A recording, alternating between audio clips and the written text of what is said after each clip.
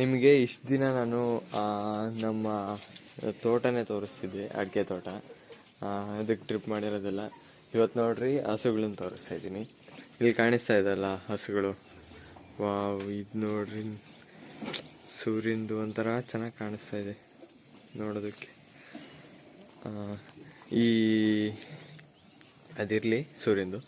ಈಗ ಹಸುಗಳು ನೋಡ್ರಿ, ಇವೇ ಅಂದರೆ ಹೊಲದಲ್ಲೇ ಶೆಡ್ ಮಾಡಿರೋ ಅಂಥದ್ದು. ಶೆಡ್ ಮಾಡಿ ಇಲ್ಲೇ ಇರ್ತವೆ ಹಸುಗಳು, ಇಲ್ಲೇ ಮೇಯಿಸೋದು.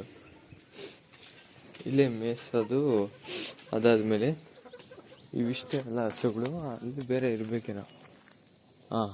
ಆ ಕಡೆ ಇಲ್ಲಿ ಕಾಣಿಸ್ತಾ ಇದೆಯಲ್ಲ, ಅಲ್ಲೇ ಹಸುಗಳಿದ್ದಾವೆ.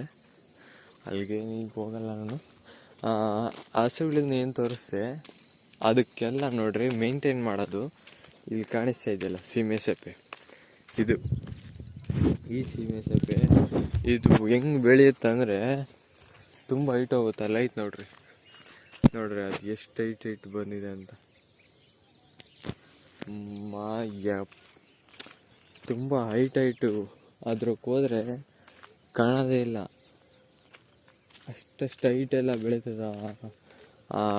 ಇದಿದೆಯಲ್ಲ ಬಾಳೆ ಗಿಡ, ಆ ಬಾಳೆ ಗಿಡದ ಹೈಟ್ವರೆಗೂ ಹೋಗ್ತಾ ಇರುತ್ತೆ ಸೆಪ್ಪೆ.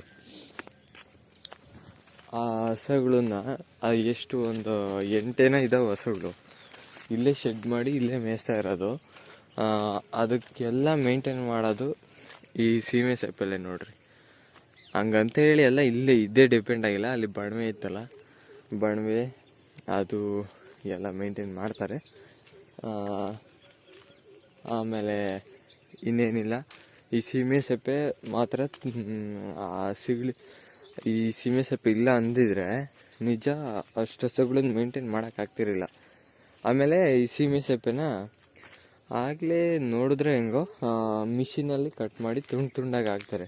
ಇಲ್ಲ ಅಂತಂದರೆ ಇಲ್ಲಿ ಕೊನೆಗೆ ಬುಡದಲ್ಲಿ ಈ ದಿಂಡಿದೆಯಲ್ಲ, ಆ ದಿಂಡೆಲ್ಲ ಹಸುಗಳು ತಿನ್ನೋಕ್ಕಾಗಲ್ಲ ಹಿಂಗೆ ಕೊಯ್ದು ಹಾಕಿದ್ರೆ. ಅಕಸ್ಮಾತ್ ನಿಮಗೆ ಅದೆಲ್ಲ ಬೇಕು, ಅದು ಹೆಂಗೆ ಮಾಡ್ತಾರೆ ಅಂತ ಏನಾದರೂ ಡೌಟ್ ಬಂದರೆ ಕಮೆಂಟ್ ಹಾಕ್ರಿ. ಅದು ಪೂರಾ ಯಾವ ರೀತಿ ಬೆಳಿಗ್ಗೆಯಿಂದ ಸಾಯಂಕಾಲದವರೆಗೂ ಹೆಂಗೆ ಹಸ ಮೇಂಟೈನ್ ಮಾಡ್ತಾರೆ, ಹಾಲು ಹೆಂಗೆ ಕರೀತಾರೆ ಎಲ್ಲ ಬೇಕಾದ್ರೆ ವೀಡಿಯೋ ಮಾಡಾಕ್ತೀನಿ. ಇದು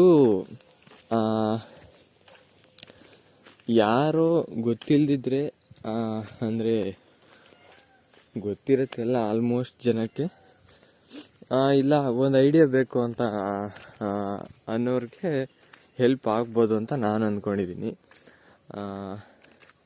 ಏನೋ ನಿಮಗೆ ಏನು ಅನಿಸುತ್ತೋ ಗೊತ್ತಿಲ್ಲ. ಒಟ್ಟಿನಲ್ಲಿ ನೋಡ್ರಿ, ವಾವ್, ಇದು ಇವತ್ತು ಮಾತ್ರ ಒಳ್ಳೆ ಈ ಸೂರ್ಯಂದು ವ್ಯೂಸ್ ಮಾತ್ರ ಸೂಪರಾಗಿ ಬರ್ತಾಯಿದೆ.